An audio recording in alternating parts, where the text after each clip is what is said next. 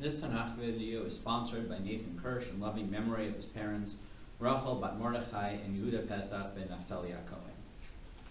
So this coming December 24th, our Beit Midrash will be having a Tanach in a Day program.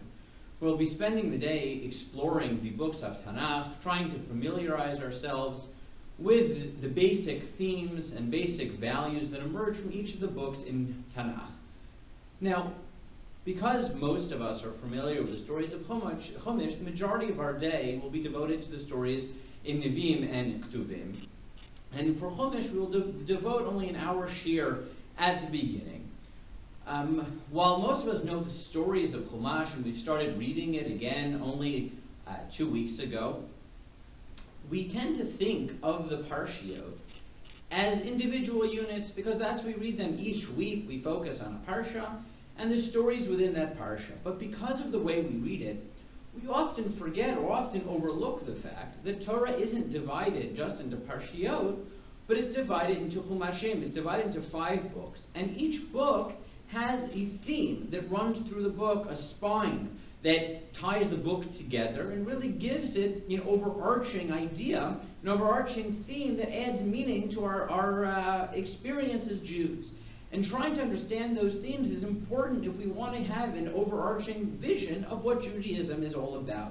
So, for example, Sefer Breshit discusses how God went from choosing all of humanity to directly serve Him to deciding that that wasn't going to work, and instead He was going to choose a family, the children of Avram, and then eventually Yitzchak and Yaakov, culminating with the 12 Shvatim. He was going to choose a family who were going to be His ambassadors to the rest of the world. Sefer Shmot discusses the story of that family as it becomes a nation, as it goes down to Egypt, it emerges from Egypt, it's given the Torah. Vayikra discusses how the Jewish people can become close to God in the confines of the Mishkan, in the confines of the Mikdash.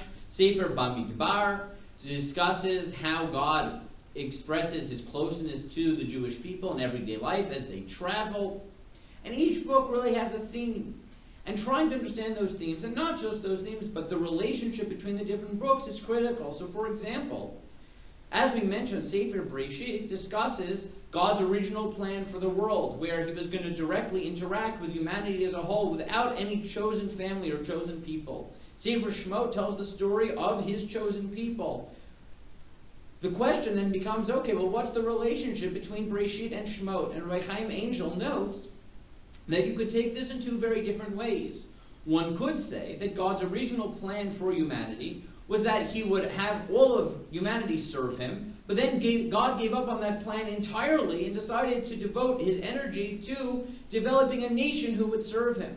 And then you would see a complete break between the ethos of Breshit and the ethos of Shemot.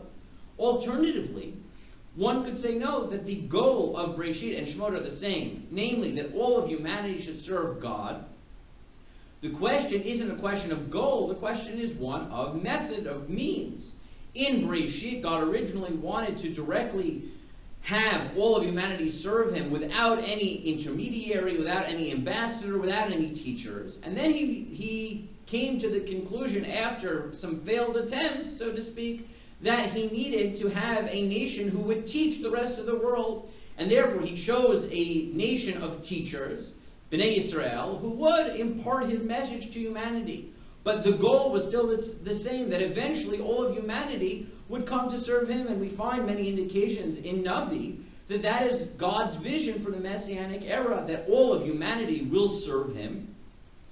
But the Jewish people will act as the teachers. The Beit HaMikdash will be the focal point of world religion, and we will act as a model nation to teach other nations how to serve God. But that question of whether Breshit is replaced with Shemot in terms of end goals, or does Shemot represent a different tact by God to reach the same goal, that question is a fundamental one to how we understand Judaism, and really emerges from the question of what is the relationship between Sefer Breshit and Sefer Shemot. So our goal, I think, as we learn Chumash, starting again, as we now begin Kriyat Torah again for this year, is to try not just to focus on the stories of each parasha, but to try to see the bigger picture in each sefer and try to see the themes that emerge from the Torah as a whole. And if you come back on December 24th and join us for our Tanach in a day, we will try to explore some of those themes and how the 5 books of Chumash work together to develop these ideas, develop these fundamental philosophy of Torah and this guide for how we're supposed to live our lives as Jews. So I hope to see all of you on December 24th when we learn all of Tanakh in one day. For more details, please see the flyer at the end of this video and the links below.